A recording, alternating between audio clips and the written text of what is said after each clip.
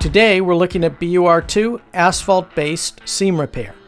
Before we get started, let's always follow OSHA and local safety requirements when working on roofs.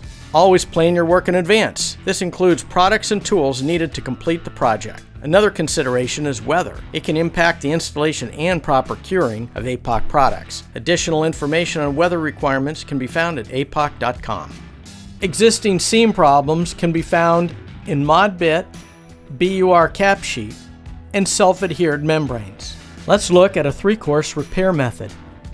To start, always clean the surface. Using a brush, apply APOC 139 Flex Shield rubberized adhesive and coating.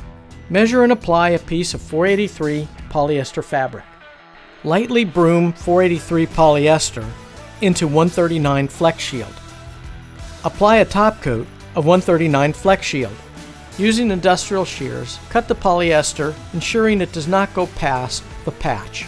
Broadcast roofing granules into 139 Flex Shield. Now your APOC BUR2 asphalt-based seam repair detail is complete. For additional information on energy efficiency, maintenance coatings, liquid applied roofing, visit us at apoc.com.